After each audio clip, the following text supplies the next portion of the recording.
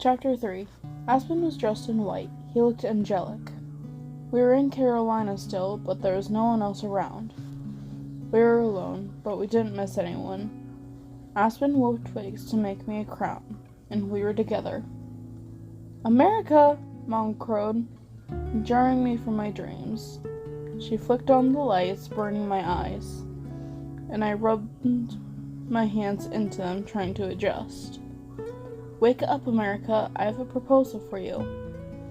I looked over at the alarm clock. Just past 7 in the morning. So that was 5 hours in bed? Is it more sleep? I mumbled.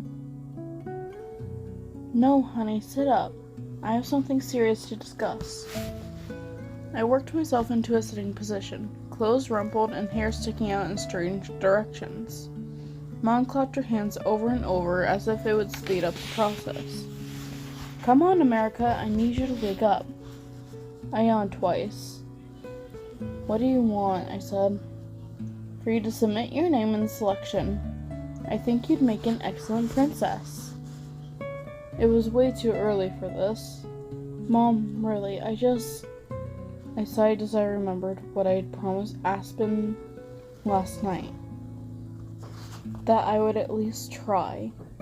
But now, in the light of day, I wasn't sure if I could make myself do it. "I know you're opposed, but I figured I'd make a deal with you, to see if you would change your mind." My ears perked up. What could she possibly offer me? "Your father and I spoke last night, and we decided that you're old enough to go on your jobs alone. You play the piano as well as I do, and if you try a little more, you'd be nearly flawless on the violin. And your voice? Well, there's no one else better in the province, if you ask me." I smiled groggily. "Thanks, Mom. Really."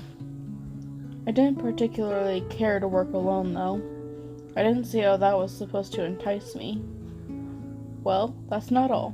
You can accept your own work now and go alone, and you can keep half of whatever you make." She sort of grimaced as she said it. My eyes popped open. "But only if you sign up for the selection." She was starting to smile now. She knew this would win me over, though I think she was expecting more of a fight. But how could I fight? I was already going to sign up, and now I could earn some money of my own. "You know I can only agree to sign up, right? I can't make them pick me." "Yes, I know, but it's worth a shot." "Wow, Mom." I shook my head, still in shock. "Okay, I'll fill out the form today. Are you serious about the money?" "Of course.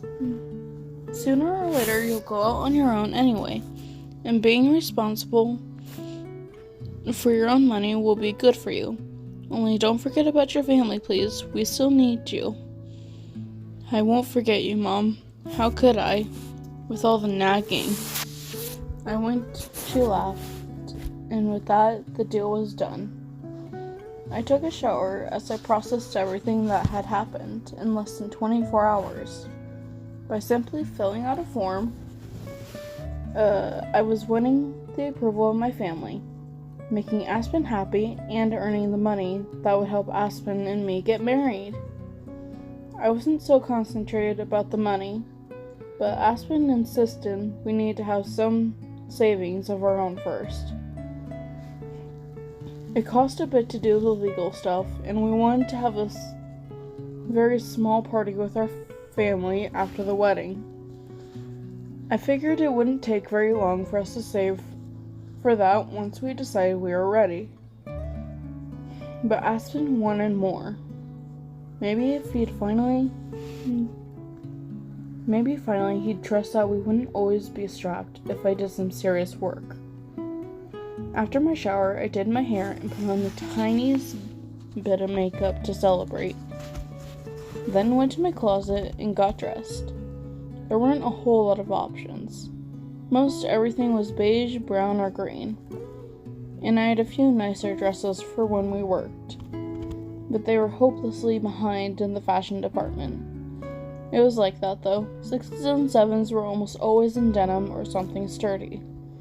5s wore mostly bland clothes, as the artists covered up everything with smocks, and singers and dancers only really needed to look special for performances.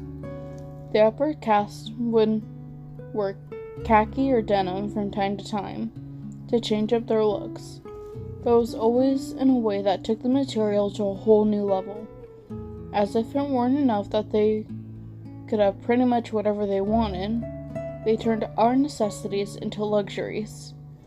I put on my khaki shorts and green tunic top, by far the most exciting day clothes I owned, and looked over myself before going into the living room. I felt kind of pretty today. Maybe it was just the excitement behind my eyes. Mom was sitting at the kitchen table with Dad humming. They both looked up at me a couple of times, but even their stares couldn't bother me. When I picked up the letter, I was a little surprised. Such high-quality paper. I'd never felt anything like it. Thick and slightly textured. For a moment, the weight of the paper hit me, reminding me the magnitude of what I was doing. 2 words jumped into my head. What if? But I shook the thought away and put pen to paper. It was straightforward enough. I filled my name, age, and caste, and contact information. I had to put my height, weight, hair, eye, and skin color too. I was pleased to write that I could speak 3 languages. Most could speak at least 2, but my mother insisted we learn French and Spanish, since those languages were still used in parts of the country. It also helped with the singing. There were so many pretty songs in French. We had to list the highest grade level we'd completed, which could vary immensely, since only 6s and 7s went to public schools and had actual grade levels. I was nearly done with my education. Under special skills, I listed singing and all my instruments. Do you think the ability to sleep counts as a special skill? I asked Dad, trying to sound torn over the decision. And had an actual grade level. I was nearly done with my education. Under special skills, I listed singing and all my instruments. Do you think the ability to sleep in counts as a special skill? I asked Dad, trying to sound torn over the decision. Yes, list that, and don't forget to write that you can eat an entire meal under 5 minutes, he replied. I laughed. It was true. I did tend to inhale my food. Oh, the both of you. Why don't you just write down that you're an absolute heathen? My mother went storming from the room. I couldn't believe she was so frustrated. After all, she was getting exactly what she wanted. I gave Dad a questioning look. She just wants what's best for you, that's all. He leaned back in his chair, relaxing a bit before he started on his commissioned piece that was due by the end of the month. So do you, but you're never so angry, I noted. Yes, but your mother and I have different ideas of what's best for you. He flashed me a smile. I got my mouth from him, both the look and the tendency to say innocent things. That got me into trouble. The temper was Mom's doing, but she was better at holding her tongue if it really mattered. Not like me, like right now. Dad, if I wanted to marry a 6 or even a 7, and he was someone I really loved, would you let me? Dad set down his mug, and his eyes focused on me. I tried not to give anything away with my expression. His sigh was heavy, full of grief. America, if you loved an 8, I'd want you to marry him. But you should know love can wear away under the stress of being married. Someone you think you love now might start to hate when he couldn't provide for you. Even worse, love doesn't always survive under those types of circumstances. Dad rested his hand on top of mine, drawing my eyes up to his. I tried to hide my worry. But no matter what, I want you to be loved. You deserve to be loved. And I hope you get to marry for love and not a number. He couldn't say what I wanted to know.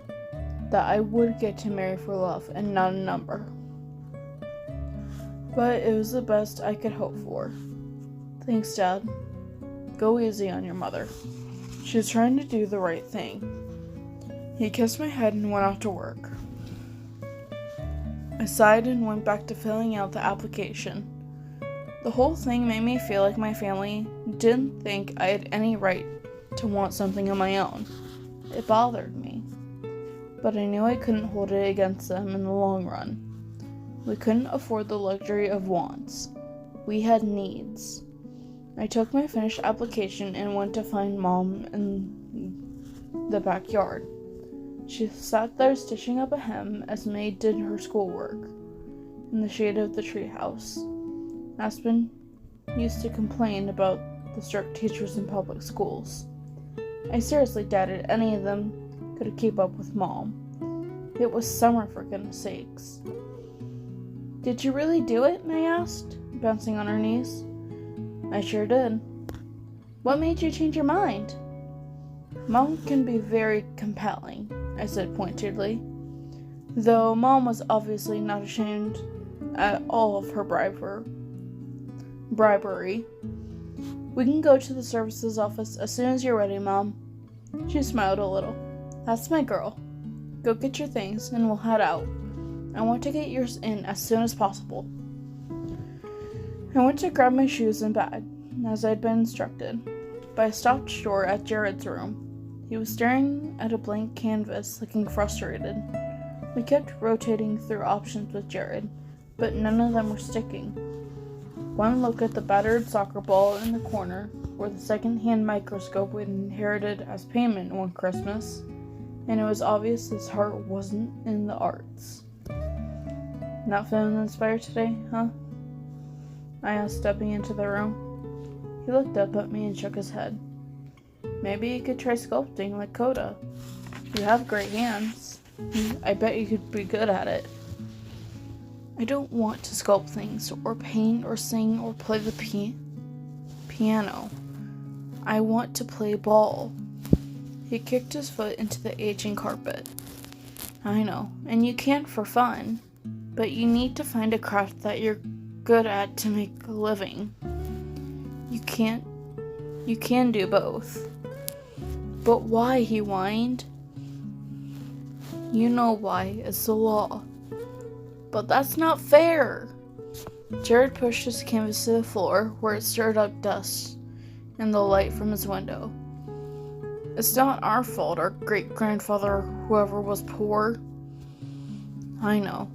It really seemed to be unreasonable to limit everyone's life choices based on your ancestors' ability to help the government. But that was how it all worked out, and I suppose I should just be grateful that we are safe. I guess it was the only way to make things work at the time. He didn't speak. I breathed a sigh and picked up the canvas, setting it back into place. This was his life. He couldn't just wipe it away. You don't have to give up your hobbies, buddy. But you want to be able to help Mom and Dad and grow up and get married, right? I poked aside. He stuck out his tongue in playful disgust. We both giggled. America! Mom called down the hall. What's taking you so long? Coming, I yelled back. And then I turned to Jared. I know it's hard. It's just the way it is, okay? But I knew it wasn't okay. It wasn't okay at all. Mom and I walked all the way to the local office. Sometimes we took public buses if we were going too far, or if we were working. It looked bad to show up sweaty at a house of a two. They already looked at us funny anyway, but it was a nice day out, and the trip was just shy of being too long. We obviously weren't the only ones trying to get our submission in right away. By the time we got there, the street in front of the Province of Carolina Services office was packed with women standing in line. I could see a number of girls from my neighborhood in front of me, waiting to go inside. The trail was nearly 4 people wide and wrapped halfway around the block. Every girl in the province was signing up. I didn't know whether to feel terrified or relieved. Magda, someone called. My mother and I both turned at the sound of her name. Celia and Camber were walking up behind us, with Aspen's mother. She must have taken the day off to do this. Her daughters were dressed up as neatly as they could afford, looking very tidy. It wasn't much, but they both looked good no matter what they wore. Just like Aspen, Camber and Celia had the same dark hair and beautiful smiles. Aspen's mother smiled at me, and I returned her grin. I adored her. I only got to talk to her every once in a while, but she was always nice to me, and I knew it wasn't because I was a step up from her. I'd seen her give clothes that didn't fit her children anymore, to families who had next to nothing. She was just kind. "Hello, Nana. Camber, Celia, how are you?" Mother greeted them. "Good," they sang in unison. "You guys look beautiful," I said, placing one of Celia's curls behind her shoulder. "We wanted to look pretty for our picture," Camber announced. "Picture?" I asked. "Yes," Aspen's mom spoke in a hushed voice. "I was cleaning at one of the magistrates' houses yesterday. This lottery isn't much of a lottery at all. That's why they're taking pictures and getting lots of information. Why would it matter how many languages you spoke if it was random?" That had struck me as funny, but I thought that was all the information for after the fact. It appears to have leaked a little. I look around. Lots of girls are way overdone. I scanned the line. Aspen's mother was right, and there was a clear line between those who knew and those who didn't.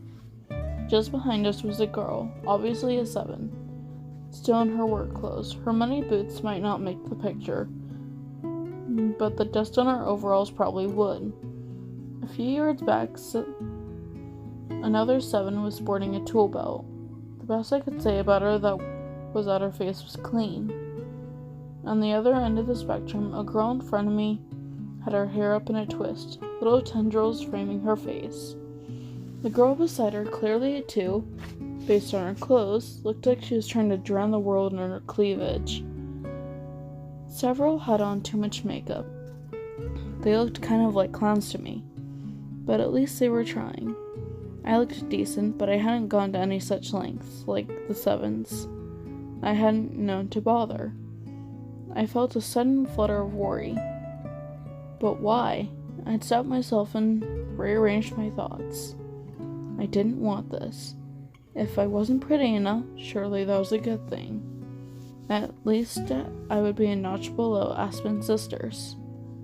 They were naturally beautiful. They looked even lovelier, with little hints of makeup. If Camber or Celia won, Aspen's whole family would be elevated. Surely my mother couldn't disapprove of me marrying a 1 just because he wasn't the prince himself. My lack of information was a blessing. "I think you're right," Mom said. "That girl looks like she's getting ready for a Christmas party." She laughed, but I could tell she hated that I was at a disadvantage. "I don't know why some girls go so over the top. Look at America. She's so pretty." "I'm so glad you didn't go that route," Miss Lager said. "I'm nothing special. Who could pick me next to Camber or Celia?" I winked at them. They smiled. Mom did too, but it was forced. She must have been debating on staying in line or forcing me to run home and change. "Don't be silly. Every time Aspen comes home from helping your brother, he always says the singers inherited more than their fair share of talent and beauty," Aspen's mother said. "Does he really? What a nice boy," my mother cooed. Yes, a mother couldn't ask for a better son. He's supportive and works hard. He's going to make some girl very happy one day, my mother said. She was only half into the conversation as she continued to size up the competition. Miss Leggard took a quick look around. "Between you and me, I think he might already have someone in mind." I froze. I didn't know if I should comment or not, unsure if either response would give me away. What's she like? My mother asked. Even though she was planning my marriage to a complete stranger, she still had time for gossip. I'm not sure. I haven't actually met her, and I'm only guessing that he's seeing someone, but he seems happier lately, she replied, beaming. Lately? We'd been meeting for nearly 2 years. Why only lately? He hummed, Celia offered. Yeah, and he sings too, Camber agreed. He sings? I exclaimed. Oh yeah, they chorused. Then he's definitely seeing someone, my mother chimed in. I wonder who she is. You've got me, but I'm guessing she must be a wonderful girl. These last few months he's been working hard. Harder than usual. He's been putting money away. I think he must be trying to save up to get married. I couldn't help the little gasp that escaped. Lucky me, they all attributed to it. The general excitement of the news, and I couldn't be more pleased. She continued, even if he's not ready to tell us who she is, I love her already. He's smiling and just seems satisfied. It's been hard since we lost Alec, and Aspen's taken so much on himself. Any girl who makes him happy is already a daughter to me. She'll be a lucky girl. Your Aspen is a wonderful boy, my mom replied. I couldn't believe it. Here his family was trying to make ends meet, and he was putting money away for me. I didn't know whether to scold him or kiss him. I had no words. He was really going to ask me to marry him. It was all I could think about. Aspen, Aspen, Aspen. I went through the line, sat in the window to confirm that everything on my form was true, took my picture, sat in the chair, flipped my hair once or twice to give it some life, turned to face the photographer. I don't think any girl in all of Ilya could have been smiling more than me.